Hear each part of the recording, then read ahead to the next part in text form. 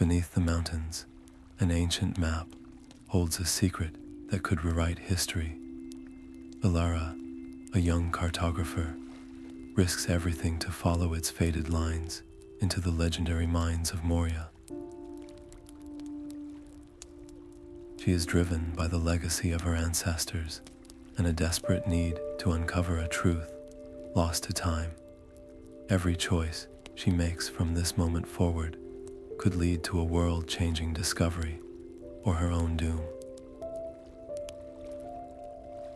By the end of this journey, you will uncover the hidden history of a forgotten dwarven civil war and the powerful artifact that sealed its fate. What mysteries lie buried in the deep, and what price must be paid to bring them to light. Wherever you are in the world right now, and whatever the hour, feel free to share your location and local time in the comments. I always find it fascinating to hear where these stories find you. The torchlight flickered across the ancient parchment, its glow revealing lines too faint for any casual glance. Elara traced them with a trembling finger, her breath catching as the pattern resolved. The map did not point to the grand, ruined gates of Moria. It showed a forgotten fissure, a crack in the mountain's skin, hidden by a recent rock slide. For hours she worked, her muscles burning as she hauled away sharp fragments of stone. Her world narrowed to the circle of torchlight and the promise of the path. Finally, she squeezed through a collapsed archway, its carved edges telling a story of deliberate sealing. She was in, but the victory was short-lived. A groan echoed from the tunnel behind her, a shower of dust and stone cascading down to seal the opening with a final, deafening crunch. Silence, thick and heavy, rushed in. She was trapped. The darkness beyond her torch felt suddenly physical, a weight pressing on her chest. Her heart hammered against her ribs, a frantic drumbeat of panic.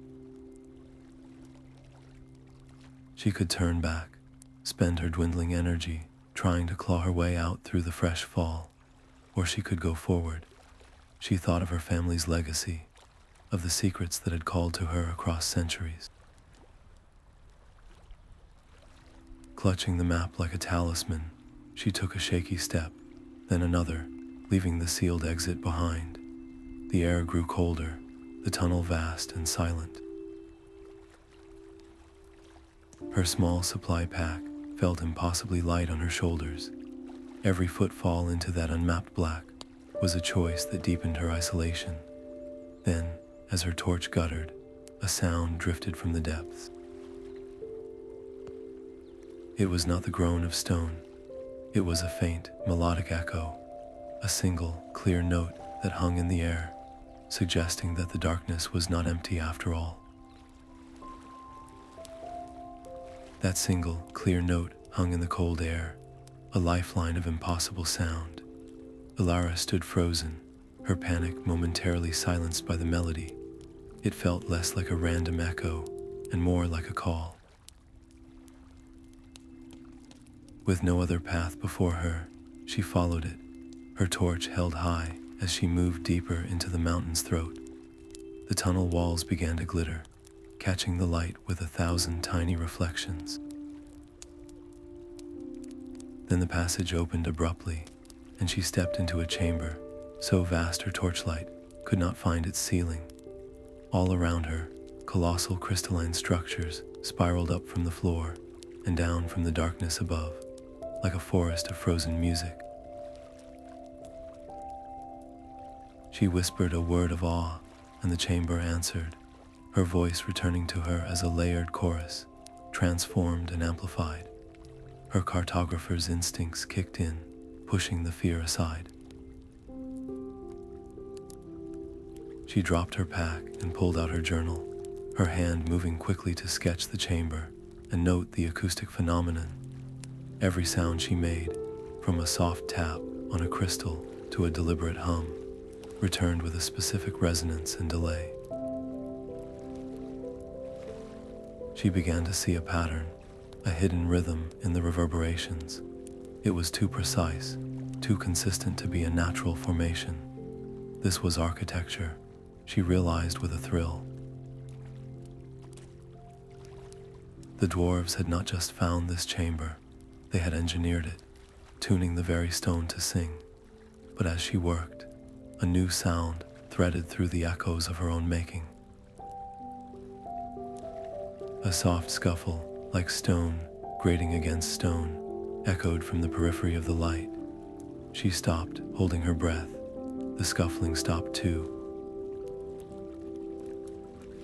When she cautiously hummed again to test the echo pattern, the movement resumed, a slow, shifting presence in the shadows just beyond sight. The conflict was immediate and visceral. Her scientific mind screamed to document, to understand the nature of the thing that watched her, but a deeper, primal fear told her to extinguish the torch and become part of the darkness. She chose silence. To call out felt like a gamble with an unknown and potentially predatory intelligence. Instead, she would use the very thing that might have attracted it. She began to hum low, sustained notes, not to map the chamber for knowledge now, but for survival. She listened intently, not just to the beautiful returning echoes, but to the spaces between them, tracking the faint, scraping sounds that seemed to circle her.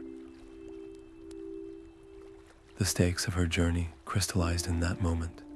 This was not a mere geological wonder. It was a sentinel. The dwarves had built a sonic lock, a guardian that used sound to detect intruders, and she had tripped its silent alarm. The true secrets of Moria were not just forgotten, they were protected. Using the echo map in her mind, she identified a path that seemed to offer the clearest acoustics and the most distance from the shifting shadows. She moved with painstaking slowness, each step placed with care, her body tense.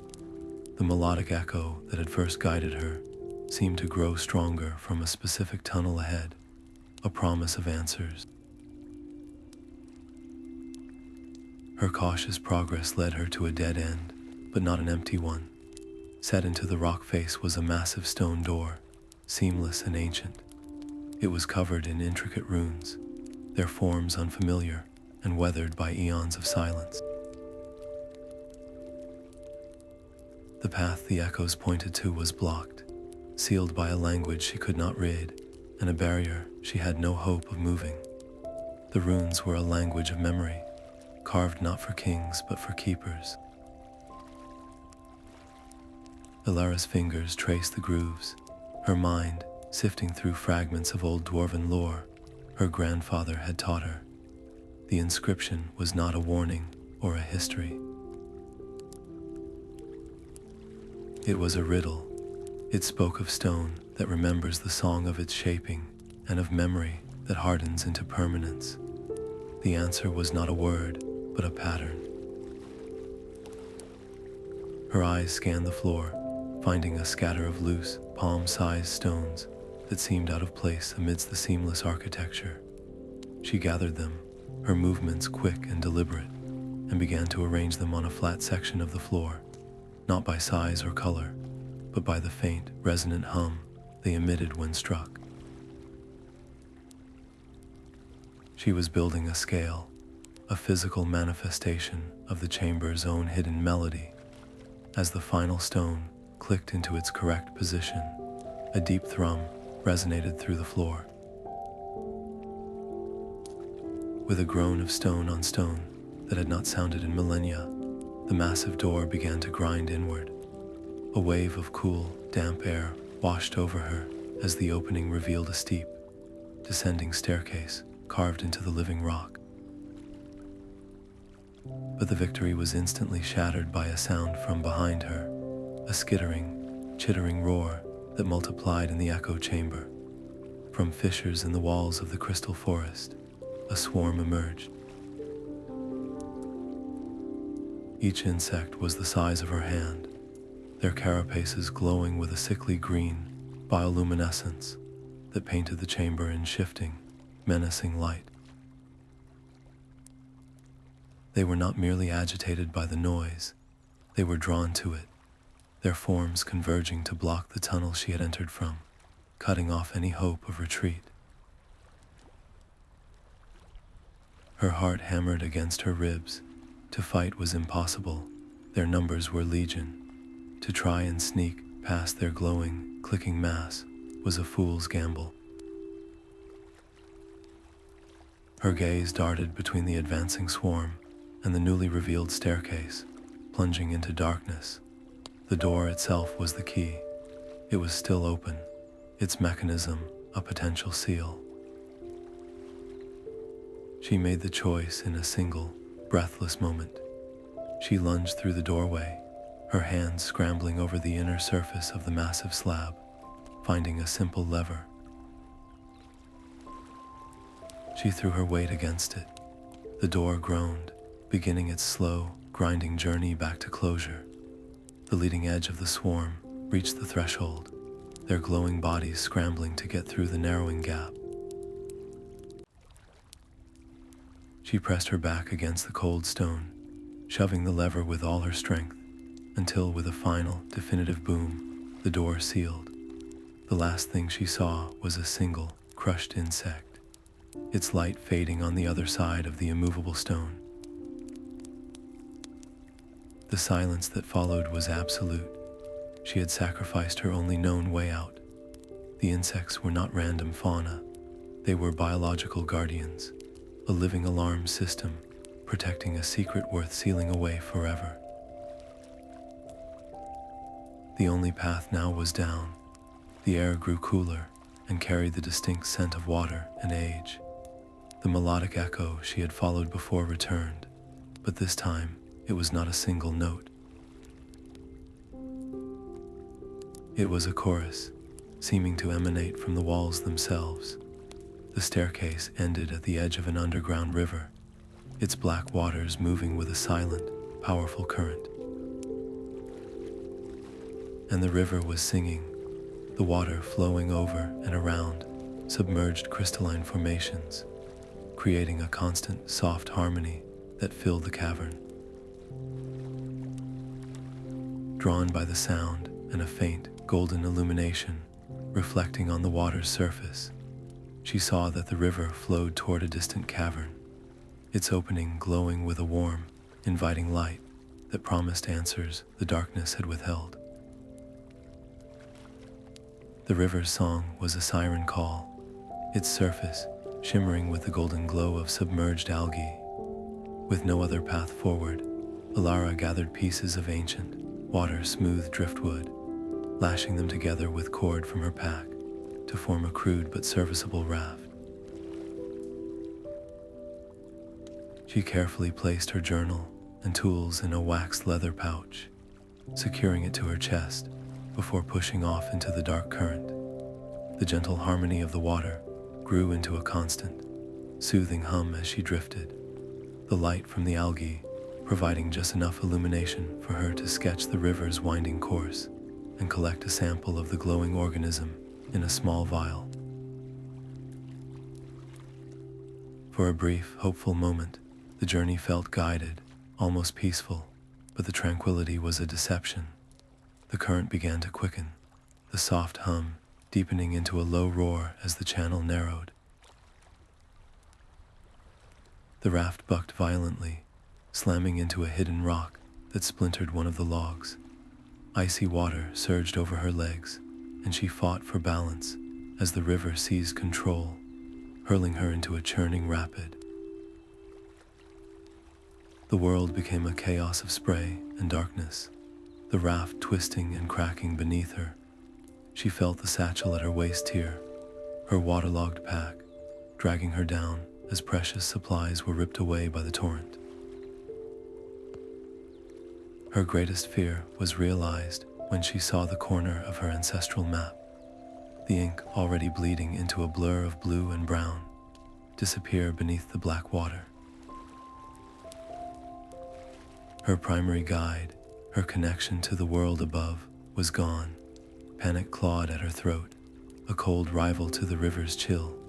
She could see the raft was coming apart, the cords straining.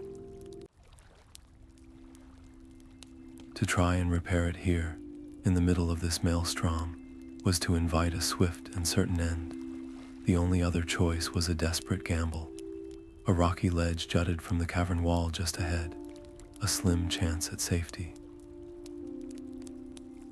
Clutching the leather pouch containing her journal and tools to her chest, she made the decision. She abandoned the shattered raft and threw herself toward the ledge, her fingers scraping against wet stone as the current tried to claim her. She hauled her body from the water's grip, collapsing onto the cold, solid rock, gasping for air. Her clothes were soaked, her body bruised, and much of her gear was lost to the river. As her breathing slowed, a new dread settled in. She held up the vial of glowing algae, its golden light now flickering, dimming like a dying ember. The very thing that had lit her way was fading, threatening to plunge her into an absolute and terrifying blackness. She was in an unknown stretch of the caves, battered and alone, but as her eyes adjusted to the failing light, she noticed something on the ledge. Etched into a patch of dry, fine sediment were a series of footprints, preserved by some quirk of the environment. They were not the broad, heavy marks of dwarven boots, but something sleeker, more deliberate. Someone else had stood here, in this exact spot, long, long ago. The footprints were a whisper from the past, preserved in the fine silt. Elara knelt, her own breath held as if it might erase them. They were not the heavy, pragmatic stamp of a warrior or miner, but something more graceful, with a distinct pattern around the toe that suggested a specialized boot. Her cartographer's mind took over, pushing aside the cold dread of her situation. She carefully opened her waxed leather pouch, grateful her journal and a stick of charcoal had survived the river. Laying a page flat over the clearest print, she gently rubbed the charcoal stick across it, transferring the unique pattern onto the paper. She repeated the process for several prints, creating a record of this ghostly passage. Her journal was her library, filled with sketches and notes on dwarven history. Flipping to a section on clan signatures and craftsmanship, she found a match. The pattern was not for utility, but for silence and sure-footedness in unstable tunnels. These were the marks of the Stone Singers, a lost clan of explorer cartographers, famed for mapping the deepest, most unstable regions of Moria. They were said to have vanished after a great disagreement with the ruling clan, a schism over the purpose of their knowledge. Her heart beat faster. She was not just following a path, she was walking in the footsteps of her own professional ancestors. The footprints led away from the river's roar toward a section of the cavern wall that was unnaturally smooth. As she approached, her torchlight revealed a gallery of carvings, their stories etched into the stone. They depicted a scene of division, not with weapons, but with tools. On one side, dwarves carved and built, raising great structures. On the other, the stone singers were shown delving downward, their hands not on hammers, but on the very rock, as if listening to it.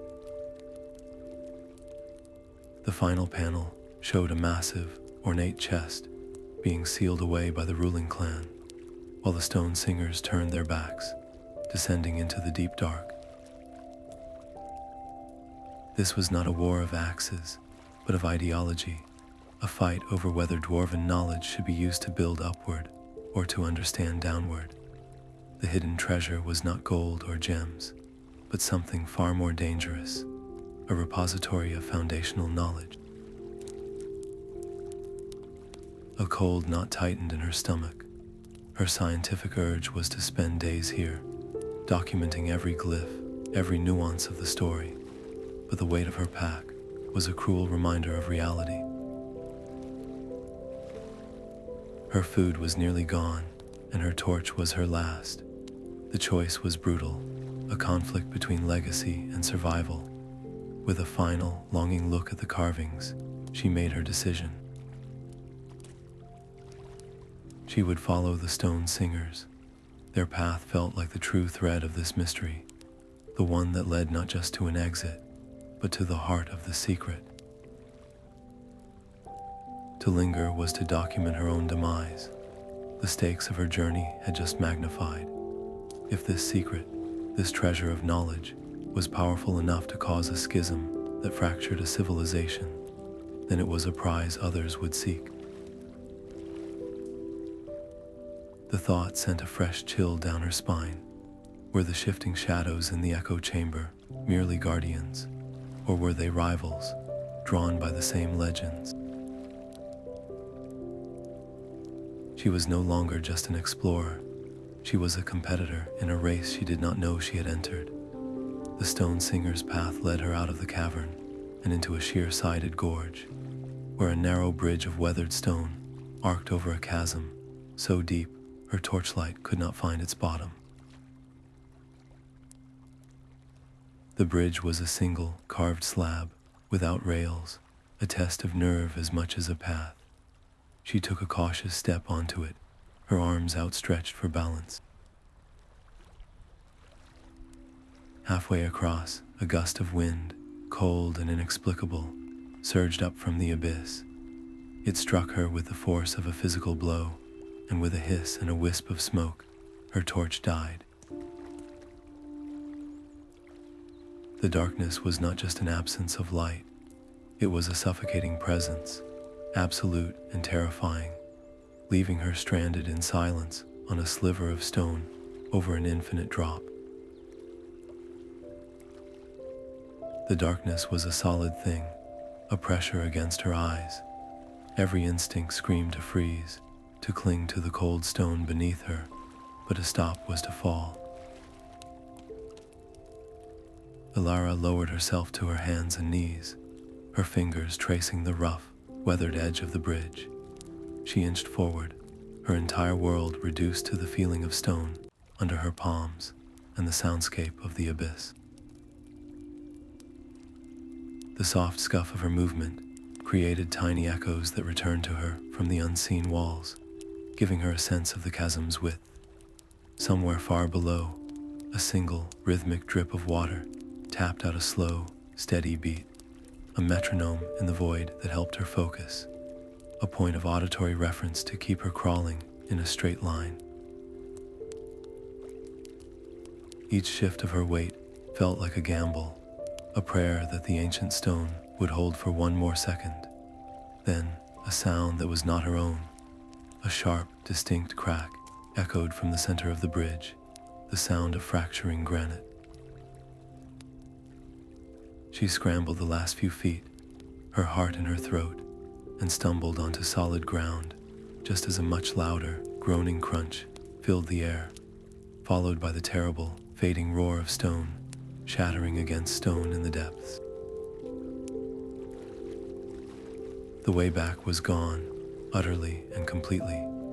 In the new, profound silence, a soft, greenish glow became visible ahead, a natural phosphorescence emanating from a cavern mouth. It was not the warm gold of the river algae, but a cooler, ghostly light, and it was the only thing she had left. Her body trembled with spent adrenaline, her muscles burning. She could curl up here in the relative safety of the ledge, try to sleep, and let the shock subside, or she could move toward that unearthly light, the only promise of something other than eternal night. The need for light, for any shred of hope, was a physical ache. Pushing herself upright, she walked toward the glow. The cavern opened into a vast grove, the air thick and strangely warm. Giant fungi sprouted from the floor and walls, their caps pulsing with a gentle, green bioluminescence that illuminated the space in a soft, dreamlike radiance. And there, nestled between the towering stalks, was a small, abandoned campsite. A collapsed leather tent lay like a shed skin, and a rusted tin cup sat beside a ring of cold, black stones. Her eyes fell on a leather-bound journal, its cover spotted with mold, but still intact, lying near the remains of a bedroll, as if its owner had simply set it down before vanishing into the grove. The campsite was a fossilized moment of desperation. Elara's hands trembled as she lifted the mold-spotted journal, its leather cover cracking with the motion. By the ghostly light of the fungi, she opened it. The script inside was a frantic, sloping hand, belonging to an explorer named Kalin. He wrote of his own obsession with a legend, a thing he called the Heartstone, an artifact said to hold the unedited memory of the mountain itself, a truth that could rewrite all of Moria's accepted history. Page after page detailed his theories, his progress, and his growing paranoia. He had mapped safe paths through unstable zones, noted the triggers for pressure plate traps in the grand galleries, and decoded symbols that indicated fresh air sources. This was a treasure trove of survival, a guide written in blood and fear. But then, the entries changed. The script grew more jagged, the sentences shorter. He began writing about a presence he called the Silent Watcher, something that never attacked, but was always there, just beyond the edge of his torchlight, a shape that drained sound and hope in equal measure. The final entry was a single, smeared line. "They are listening." The journal ended there. A cold dread pooled in Elara's stomach, warring with a fierce, kindled hope. Kalin's clues were a lifeline, a way to navigate the deadly architecture her ancestors had built. But his fate was a warning, a ghostly hand on her shoulder.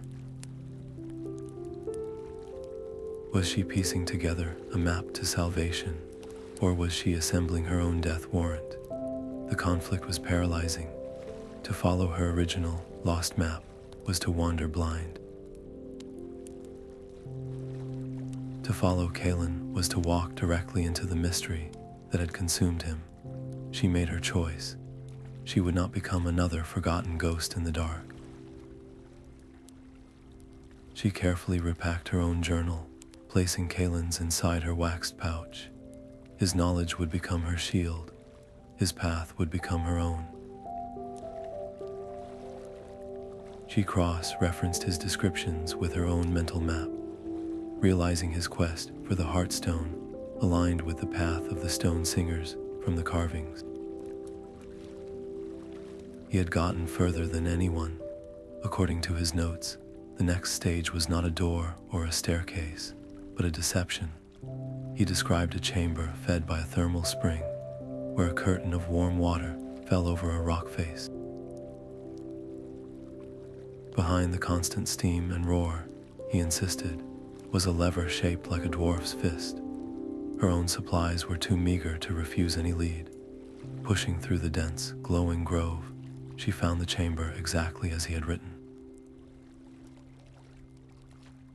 The air was thick with mist, the sound of the waterfall deafening. She waded into the shallow, heated pool, the water soaking her already worn boots. Feeling along the slick rock behind the falling water, her fingers brushed against cold, worked metal. She gripped the lever and pulled, with a deep, resonant click that she felt more than heard. A section of the seemingly solid wall beside the waterfall slid sideways without a sound, revealing an opening into a space that defied reason. Beyond was a hall of impossible geometry, where massive stone blocks in the walls and floor shifted slowly, grinding against one another in a perpetual, silent dance. This was no natural cave. It was a machine, a labyrinth designed to confuse and trap, and Kalin's journal had just delivered her to its threshold. The hall breathed around her, a slow and grinding exhalation of stone. Massive blocks slid in and out of the walls and floor, their movements silent and deliberate. According to Kalin's journal, the path was not fixed, it was a sequence.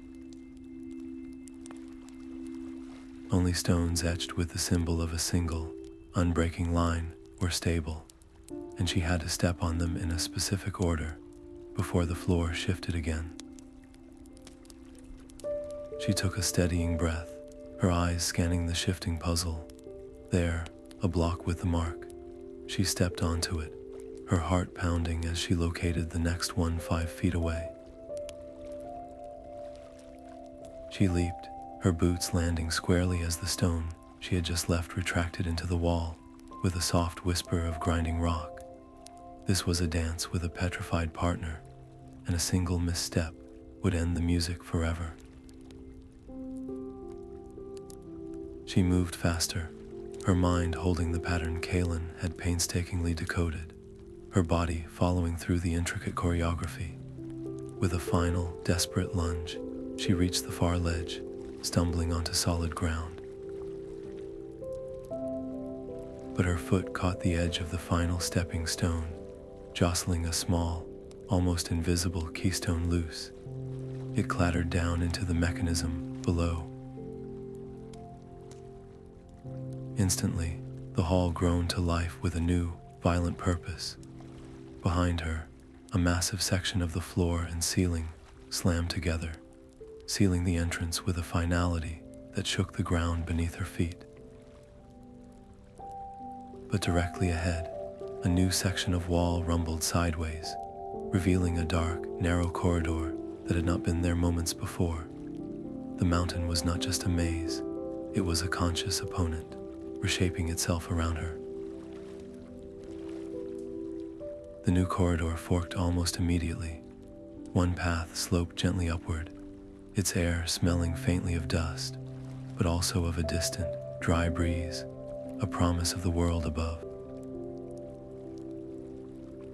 The other plunged steeply down, and carved into the archway was a single, stark rune she recognized from the ancient carvings, a symbol Kalin had translated as a warning of profound and permanent silence.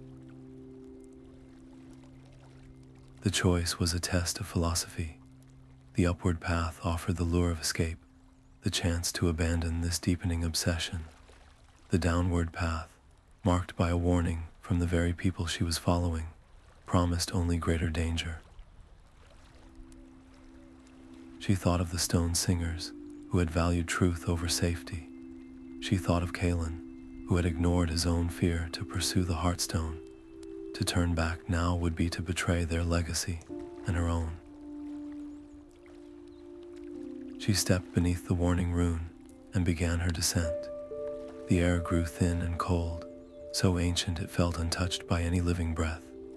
The walls here were not carved with grand histories, but were rough and primordial, as if she were moving back through time itself. The secrets here were not just forgotten, they were interred, and through the deepening chill, a sound began to permeate the silence, a low, rhythmic humming that seemed to vibrate up from the stone through the soles of her boots, growing steadily louder with every step down. The humming was not a sound in the air, but a vibration in the bone. The narrow passage opened into a perfect circular chamber, its walls smooth and studded with fist-sized, milky white crystals that pulsed with a low, resonant frequency. Elara felt it in her teeth. Instinctively, she reached out and tapped one of the crystals with the hilt of her knife. It chimed, a clear, high note that cut through the drone, and the wall beside it shimmered, a hidden pattern of veins in the stone, glowing briefly with golden light. She tried another, and then a third, each tap altering the chamber's foundational hum, creating a dissonant ripple On the fifth strike, a specific sequence of 3 notes, the entire chamber seemed to inhale. A deep, resonant chord harmonized, and a seamless section of the wall slid back with a whisper, revealing a vault filled with row upon row of stone tablets. But the harmony had a cost. From alcoves she had not seen, crystalline figures began to uncurl. They were humanoid in shape, their bodies formed of the same milky crystal as the wall nodes, and they moved with a jerky, grinding purpose, their faceless heads turning toward the source of the disturbance. The conflict was immediate and brutal. Her heart leaped at the sight of the library, a lifetime of questions waiting to be answered. But the constructs advanced, their heavy, stony feet scraping against the floor. To fight them was folly, her small knife useless against living stone. To flee was to abandon the discovery. But as the first construct drew near, its arm raised to strike, she noticed something. The dissonant hum her initial, clumsy tapping had created was still present, and the constructs seemed agitated by it, their movements more frantic. They were not just guardians, they were part of the chamber's system. Her decision was swift. She would not fight or flee. She would solve the puzzle. Ignoring the advancing figures, she focused on the crystals, her mind racing. Kalin had written of harmonic keys and foundational frequencies. The chamber sought a specific resonance, a state of perfect acoustic balance. She began to hum, matching the original, deep hum of the room, then carefully tapped the crystals again, not at random, but trying to build a chord that would complement, not combat, the fundamental tone. A construct swung at her, and she ducked, her fingers never leaving the crystal she was tuning. The stakes were terrifyingly clear. If she failed, the constructs would destroy her. If she lashed out and damaged them, she might shatter the very mechanisms that protected this knowledge, potentially destroying the tablets in the process. She had to calm the storm, not fight it. Her next 3 notes formed a perfect fifth, a harmonious interval that soothed the dissonance. The nearest construct froze, its arm still raised. She played the sequence again, adding a 4th, resolving note. The deep, calming hum returned, stronger than before. One by one, the crystalline figures stilled, their forms settling back into a resting state, becoming still as statues once more. The immediate threat was gone. With a trembling breath, she approached the library of stone. The tablets were immense, their surfaces covered in dense, precise script. The first one she touched told of a golden age of unity, when all dwarven clans shared their discoveries. But as she moved deeper into the rows, the story darkened. It spoke of a ruling clan, the Iron Helms, who began to hoard knowledge, declaring certain truths too dangerous for the lower clans. The final tablets detailed not a disagreement, but a betrayal. The Iron Helms, fearing the power of the Stone Singer's discoveries, had them declared outcasts, sealing away their greatest work and rewriting history to paint them as reckless fools who delved too deep. The truth was not just forgotten, it was deliberately buried. The hum of the chamber now felt like a mournful dirge for a history stolen, and the path ahead felt heavier than any stone. The truth etched into the stone was a poison, and with every word she translated, Elara felt its bitter weight. For hours she worked, her charcoal stick moving frantically as the story of a stolen legacy unfolded. The tablets told of a dwarven lord, born of the Iron Helm clan, who coveted the Stone Singer's greatest discovery, the Heartstone. It was not a gem of wealth, but a relic of immense geological power, a focal point that could resonate with the mountain's very core.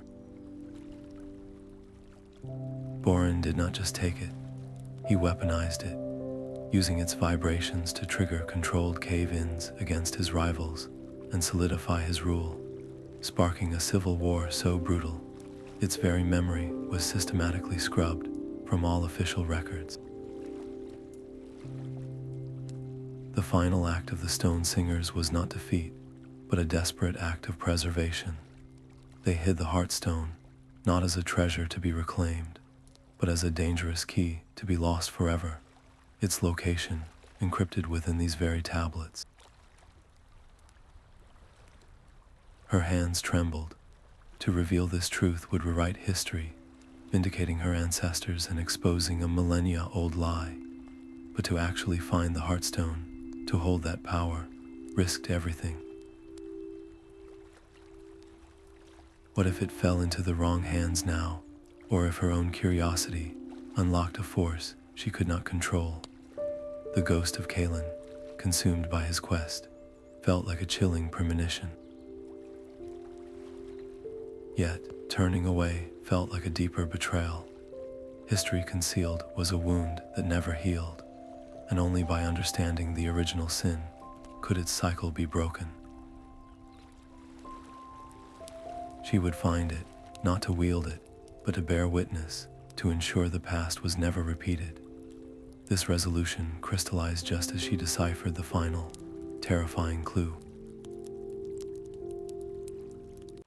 The Heartstone was not guarded by more stone or steel, but by a living shadow, a being woven from the absolute darkness of the deep, a creature that fed not on flesh, but on the very fear of those who sought its charge.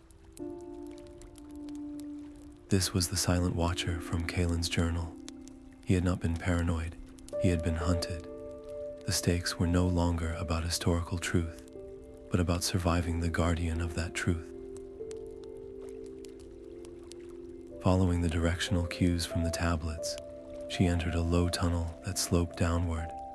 At first, her torch was enough, but the darkness ahead seemed thicker, a viscous black that drank the light. The flame guttered, its reach shrinking until it was a mere orange ember at the end of the stick. And then, with a final hiss, it was gone. But this was not the black of a moonless night. This was an absolute void, a darkness so complete it felt like a physical substance, pressing against her eyes. She could not see her own hand in front of her face. Every other sense screamed to life. The air was cold and still, carrying a faint, metallic tang. The sound of her own breathing was deafening, a ragged rhythm in the silence. She reached out, her fingers brushing against the tunnel wall, and found it unnaturally smooth and cold. This was her path now, a journey not of sight, but of touch and sound, into the domain of the thing that fed on fear. The wall was her only guide, a ribbon of impossibly smooth stone beneath her fingertips. Every step was a leap of faith into a darkness so complete it felt like wading through ink. She focused on the sounds, the subtle shifts in the echo of her own breathing, and the scuff of her boots that told her where the tunnel widened or where a sudden drop might lie just ahead. Time itself became fluid and meaningless in that void, stretching and compressing until she had no idea if she had been walking for minutes or for hours. Then a faint, gray light appeared in the distance, a mere dilution of the black. She stumbled toward it, her legs weak with relief, and emerged into a cavern illuminated by the same ghostly fungi from the grove. But the disorientation did not lift. The cavern seemed to tilt, its dimensions warping at the edge of her vision, and a new sound threaded through the silence, a chorus of faint, sibilant whispers that seemed to come from the air itself. They did not speak in words at first, but in feelings, a direct injection of her own deepest anxieties. You are alone. You will die down here, forgotten. Your quest is arrogance. Your family's legacy is a lie. The fear was no longer an external pressure. It was a toxin in her own mind, fed by a voice that knew her too well. To ignore it felt like letting a wound fester, the doubt growing with every step. To confront it felt like giving the darkness a shape to use against her. Her resolve began to fray, the urge to curl up and surrender becoming a palpable weight. She stopped, forcing her trembling hands to still. She could not outrun a voice that lived inside her own head. The only way through was to meet it. She took a deep, shuddering breath and spoke aloud, her voice small but firm in the vast space. I am Elara, daughter of cartographers. I am here to uncover the truth, not for power, but for memory. I will not be forgotten, and I will not turn back. The words hung in the air, a tangible anchor in the shifting madness. For a moment, the whispers ceased. Then they returned with a new, focused intensity, no longer a diffuse anxiety, but a sharp, mocking laughter. The faint light in the cavern seemed to draw inward, coalescing into a humanoid shape of pure shadow that stood between her and the far tunnel. It had no face, no features, but it mirrored her stance perfectly, a dark echo of her own form. This was the Silent Watcher, the guardian that fed on fear. It was real, and it was here. The stakes were no longer just psychological, they were terrifyingly physical. As she took a cautious step forward, the shadowy form retreated, not fleeing, but leading, always staying the same distance ahead. It guided her through a final archway and into a vast, circular chamber. Then it simply dissolved, fading back into the ambient gloom. In the center of the chamber, atop a simple stone pedestal, rested the Heartstone. It was smaller than she had imagined, no larger than her fist, and it pulsed with a soft, internal light, casting long, dancing shadows. And there, scattered around the base of the pedestal, were the final, grim remnants of Kalin's camp, a silent testament to the price of reaching this place. The Heartstone pulsed on its pedestal, a slow, rhythmic beat of light that seemed to sync with her own thrumming heart. Intricate machinery of polished brass and dark, unidentifiable metal snaked from its base down into the stone floor, connecting it to the very bones of the mountain.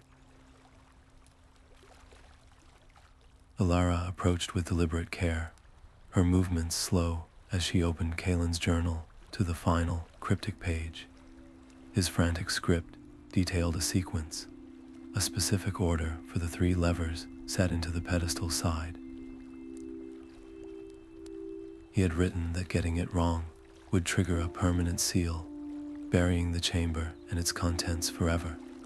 Her fingers, cold and trembling, hovered over the first lever. With a deep, steadying breath, she pulled them in the sequence he had described. A deep, resonant hum filled the chamber, and the walls themselves began to glow. The ghostly light intensified, illuminating vast murals that curved around the circular room. They depicted the Heartstone not as a weapon, but as a scribe. It showed the artifact absorbing the history of the mountain, the rise and fall of its people, and then projecting those memories like light, creating a living record for those who knew how to ask. But the final mural showed a lone, worthy figure bathed in that light, their mind open to the stone's vast consciousness. Worthiness was not a title, it was a test. The conflict was immediate and terrifying. Was she worthy? Her quest was born of a desire for truth, but was it pure enough? Or was it tainted by the same pride that had consumed Kalin and the ancient lords? The price of failure was not just death, but the loss of this truth forever. As these thoughts swirled, the shadowy forms from the tunnel began to gather at the edges of the illuminated chamber, a silent, waiting audience for her final choice. She could try to take the stone, to pry it from its cradle and run, but the machinery suggested it was part of a whole, and removing it might destroy the very knowledge she sought. The only real path was through. She made her decision. Reaching out, her hand shaking only slightly, she placed her palm flat against the cool, smooth surface of the Heartstone. The world dissolved. The chamber, the shadows, the very sense of her own body vanished, swept away in a torrent of light and sound. She was no longer Elara the cartographer in a dark cavern. She was a consciousness adrift in the memory of the mountain.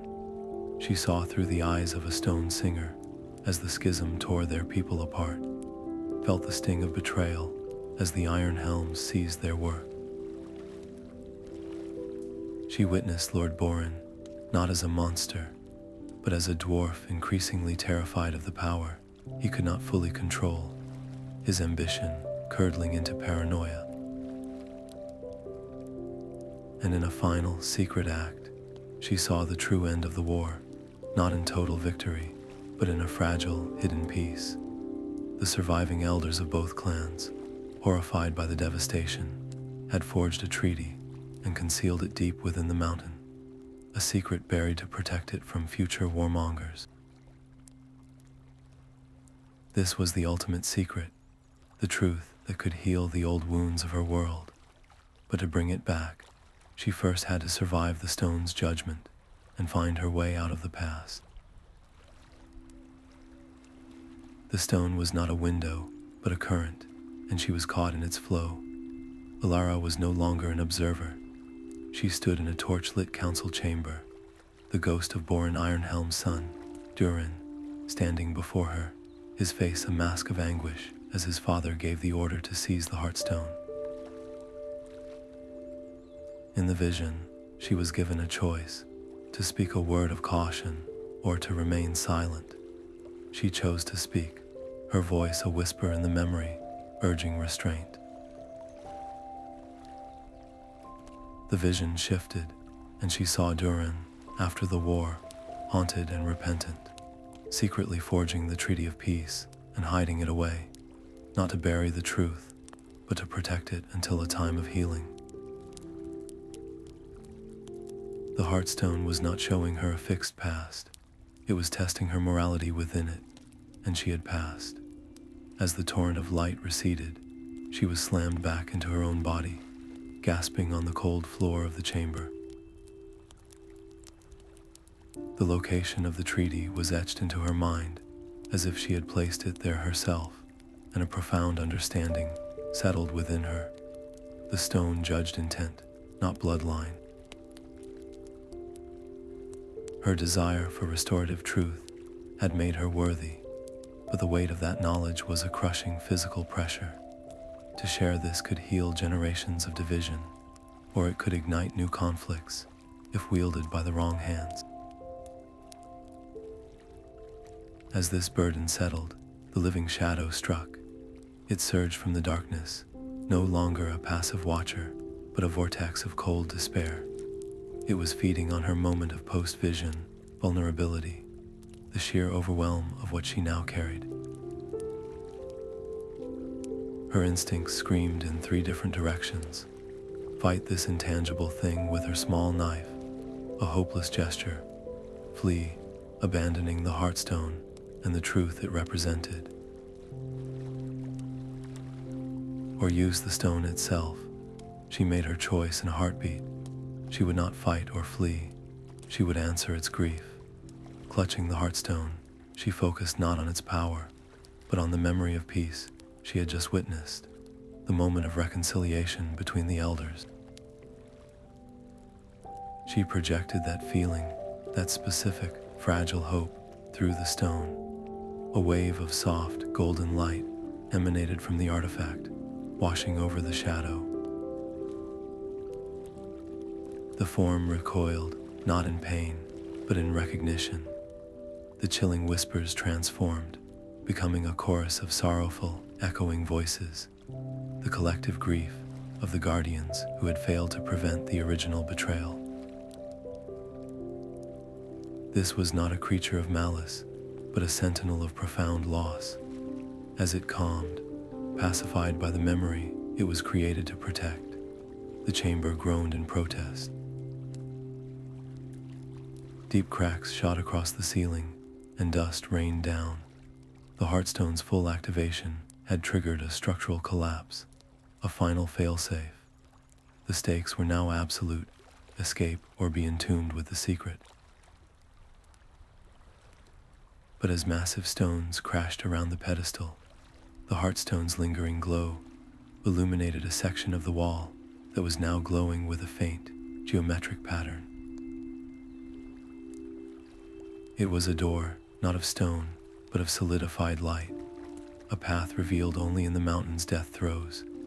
It led upward, a narrow, steeply climbing tunnel, a desperate road toward the surface, and a chance to bring the mountain's buried conscience back into the sun. The world dissolved into thunder and dust. Elara scrambled toward the shimmering door of light, her lungs burning as she dodged a shower of sharp stone fragments. The Heartstone pulsed in her grip, its golden glow casting frantic, dancing shadows that showed the way. She glanced back, not at the collapsing pedestal, but at the living shadow, which seemed to waver, caught between its purpose and the mountain's self-destruction. "Come with me," she urged, her voice raw. "You are not meant to die with this tomb. You are a protector, not a prisoner." The shadow hesitated for one more heartbeat, then flowed toward her, a ribbon of darkness that felt suddenly less menacing and more like a lost companion. They passed through the luminous door together, and with a final, cataclysmic roar, the chamber sealed for eternity behind them, the sound a tombstone slamming down on a buried age. The narrow tunnel they entered was steep and rough-hewn, its walls bearing the clear, utilitarian marks of dwarven emergency work. It was a path for flight, not for ceremony. The air was thick with dust, and the ground shuddered violently under her feet. She had to choose between a desperate, silent run or an attempt to bridge the impossible gap between her world and the entity beside her. Focusing only on escape felt like abandoning a newfound ally, a repetition of the ancient betrayal. Gasping for breath as they ran, she managed to speak between strides. "Thank you," she said, "for guarding the truth for so long." The shadow, which had been a silent, flowing presence at her side, did not speak, but it suddenly solidified, stretching like a dark wall in front of her, blocking her path. A massive chunk of the ceiling crashed down just ahead, revealing a yawning, black pit that had been hidden by the debris. It had just saved her life. The alliance was fragile, but it was real. The stakes escalated with every lurch of the ground. This was not just the chamber collapsing, it was the entire mountain groaning in protest, its foundational balance disturbed by the Heartstone's removal. The very secrets she sought to preserve were being actively erased by the mountain's dying convulsions. Then, as the tunnel walls cracked around them, the shadow darted toward a section of rock that looked no different from the rest. It pressed against the stone, and with a soft grind, a hidden door swung inward, revealing an ancient staircase spiraling up into the darkness. And there, so faint it was almost imagined, was a pinprick of daylight, a distant promise of the world above. The spiral staircase was a cruel test of her last reserves. Elara's legs burned with every step, her body pushed far beyond its limits. The Heartstone's warm glow was her only lantern, and in its light, she saw the walls were not blank. Faded carvings depicted lone figures climbing this very path, not as conquerors, but as penitents returning to the world with a burden of truth. This was not an escape route, it was a path of redemption. Each labored breath felt like a prayer for the strength to be worthy of it. Beside her, the living shadow began to thin, its dark form becoming translucent, allowing the stone's light to pass through. It was not fleeing, but fading, its ancient duty finally discharged. A profound sense of loss washed over her, colder than the mountain's deepest chill. This silent guardian, this witness to a millennia of solitude, was her only companion in the end, and its dissolution felt like losing the last piece of the mountain's soul. The conflict was no longer against traps or monsters, but against the crushing weight of solitude and the fear of what came next. The surface world was a distant memory, a place of simple politics and fragile alliances. Was it ready for a truth that could shatter the foundational myths of its oldest civilizations? To rush out and declare her discovery could ignite a firestorm, with clans and kingdoms scrambling to claim the Heartstone's power for themselves. Her decision formed with each step upward, hardening with her resolve. She would not be a herald of chaos. She would be a curator of reconciliation. The truth would be shared, but carefully, starting not with rulers or generals, but with historians and lore keepers, those who understood that some secrets are not weapons, but medicines that must be administered with care. The stakes of her journey had transformed completely. Her survival was assured, but her success was now measured by the wisdom with which she wielded the past. A single misstep could reignite the very war she had just learned was secretly resolved, poisoning the future for generations. The responsibility was a heavier burden than any stone. Then, the darkness ahead was no longer absolute. A gray light filtered down, and the air lost its ancient chill, carrying the faint, forgotten scent of pine and damp earth. With a final, gasping effort, she pushed through a curtain of thick roots and crumbling stone, stumbling out into the open air. The sun was blinding. She fell to her knees, her hands shielding her eyes as they struggled to adjust. When her vision cleared, she saw it. A familiar, lightning-blasted oak stood sentinel on the hillside, a landmark from her own original map. She had emerged less than a day's walk from where she first entered the mountain. She was home, but as she looked at the world she had fought so hard to return to, she knew the woman who had descended into the dark was gone forever. The sun felt alien on her skin, its warmth a stark contrast to the mountain's deep chill. Before Elara could even gather her thoughts, the earth trembled again, a final, shuddering sigh from the depths. From the tree line, a group of dwarves emerged, their faces a mixture of awe and fury. They were armed, their armor bearing the crest of the ruling Iron Helm clan, and their leader, a broad-shouldered dwarf with a braided black beard, stepped forward, his eyes locked on the pulsating stone in her hand. "You," he boomed, his voice rough with emotion. "What have you done to our mountain?" The air crackled with the threat of violence, a new conflict born from the ashes of an old one.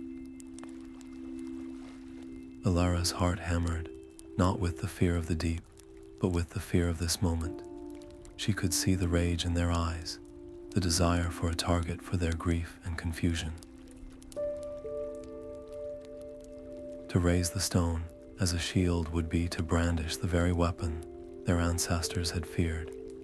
To flee would confirm their suspicion that she was a thief and a desecrator.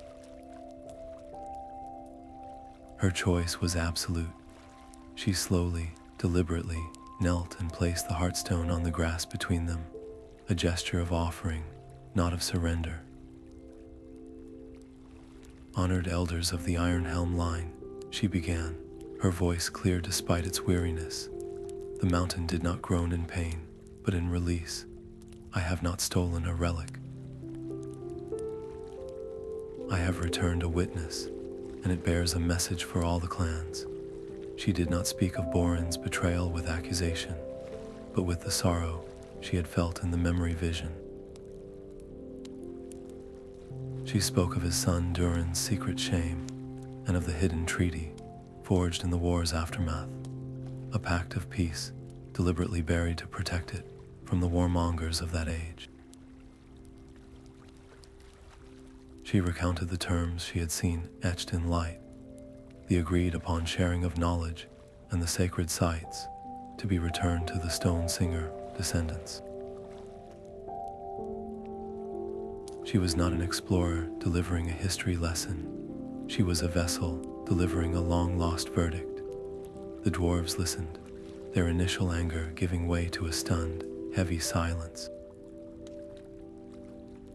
The truth was a seismic shock, upending the foundational story of their supremacy. Some looked away, their pride warring with the dawning horror of a legacy built on a lie. The leader, Thrain, finally spoke, his voice hushed. You ask us to believe that our greatest king was a usurper, and that our rightful place is to share power with exiles. It is not I who asks, Elara said softly, her gaze steady. It is your own history, finally speaking after centuries of silence. The stone holds the memory. I can show you the path to the treaty chamber. The choice to embrace this truth, or to bury it again, is yours. But know that the mountain itself has chosen to reveal this. It will not be silenced a second time. Thrain stared at the Heartstone, its gentle pulse seeming to echo the heartbeat of the world itself. He looked from the artifact to Elara, this frail surface dweller who had walked out of legend, carrying their deepest shame and their only hope for redemption. The tension did not vanish, but it transformed. The clenching of fists became a slow, thoughtful stroking of beards. The legacy of a cartographer is not merely to map the land, but to chart a new course for the heart. In that moment, Elara's quest was complete. She had not just found a forgotten path through Moria, she had become the path forward for its people. Years later, the great hall of the reunited dwarven clans was filled not with the clamor of industry, but with the quiet hum of reverence. Elara stood beside the Heartstone, now encased in crystal, and set as the centerpiece of a new museum of reconciliation. She was no longer the desperate cartographer who had entered the mountain, but a trusted historian, her authority forged in the deep places of the world. Her role was to mediate the fragile process of disclosure, ensuring the truths of the past were presented not as weapons to shame one clan or glorify another, but as lessons for all. She watched as young dwarves from both Iron Helm and Stone Singer lines stood together, their hands resting on the cool crystal, their eyes closing as they shared the same vision of ancient betrayal and secret peace. The artifact's power was not used to command or dominate, but to foster a profound, empathetic understanding that no scroll or speech could ever achieve. The forgotten paths had taught her that the most dangerous secrets are not those that are lost, but those that are kept with selfish intent. Some truths are locked away out of fear, but others are interred like seeds, waiting for the right person the right moment to unearth them and allow them to finally bloom. Her purpose had clarified. It was not about guarding the past as a static relic, but about guiding others through its complex terrain with integrity, helping them to navigate the shadows of history without being consumed by them. The mountain had given her not just a story, but a responsibility to be a compass for those who would follow, pointing always toward the healing light of honest remembrance.